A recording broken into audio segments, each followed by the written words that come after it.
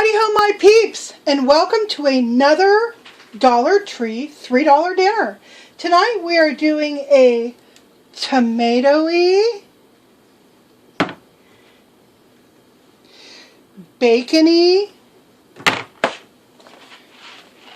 gumbo. So, all of these things came from Dollar Tree, as they always do.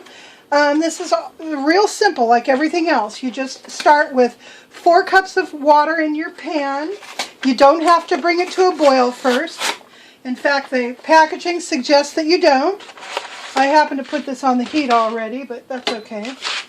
You're going to dump in your gumbo mix into this pan. I'm using my Le Creuset tonight. I love that.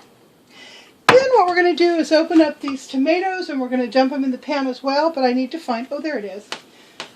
Here's my can opener.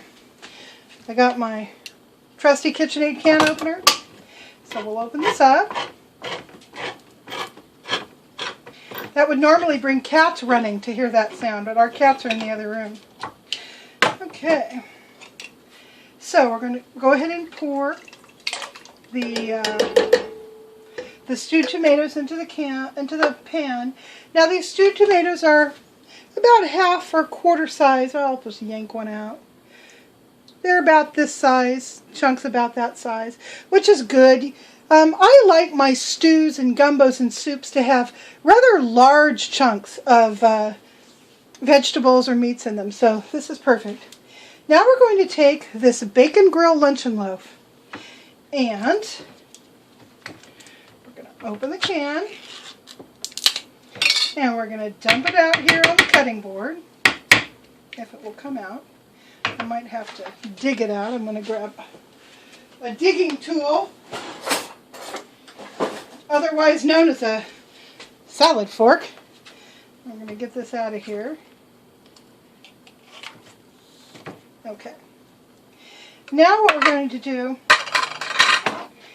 is just chop this up into about centimeter sized or so, 1/4 inch, 1/2 inch sized chunks, cubes actually.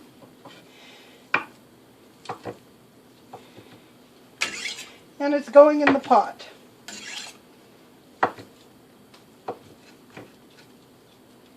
Okay, so we're going to put all of this in the pot.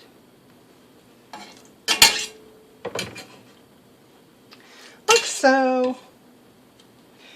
Now, we're just going to give this a little stir, and we're going to cover it and bring it to a boil. So let me get my cover.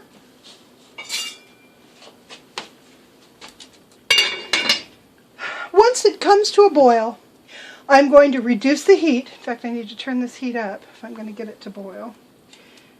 There we go. Turn it all the way up to high. As soon as this boils, I'm going to reduce the heat back to simmer, and I'm going to allow the rice to absorb all the water. I'll check it every once in a while to make sure it's absorbing water. And then I'm going to come back and show you what it looks like. After I brought this to a boil, I realized I really didn't want a very soupy gumbo. I wanted it to be a little firm. A little firmer, still, you know, a little soupy, but more like a stew than a soup. So I've elected to finish cooking this uncovered. So if you prefer your gumbo a little bit denser, like I do, go ahead and finish cooking this uncovered. Okay, I've let this boil for about a half an hour. I've reduced the liquid by about half. You can see where its original line was.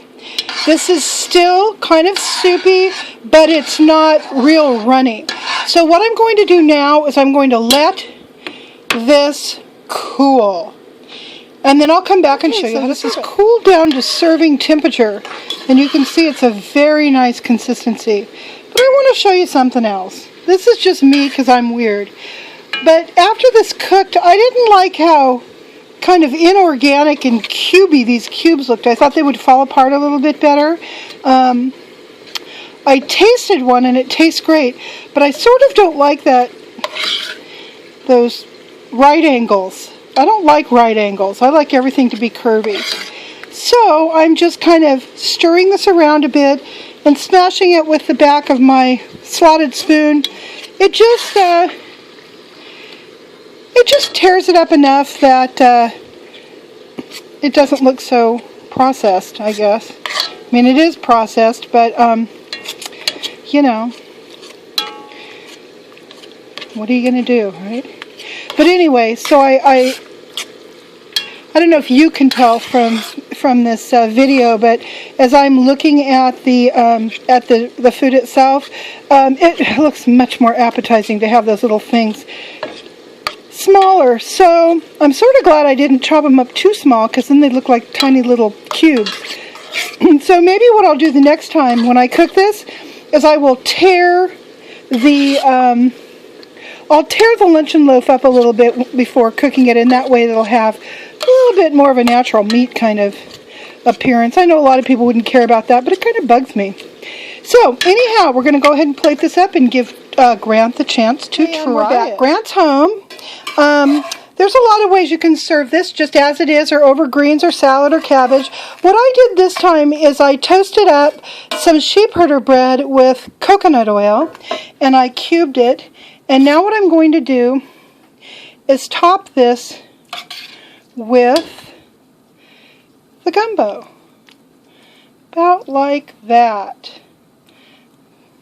There we go. So, we've got the toast with the gumbo underneath. And we're going to now take this into Grant and see what he has to say. Here you go, honey. Thank you, sweetie. You're welcome.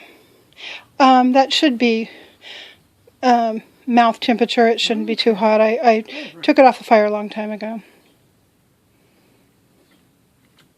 Tastes wonderful. You like it? Oh, absolutely. Does it taste like gumbo? For sure.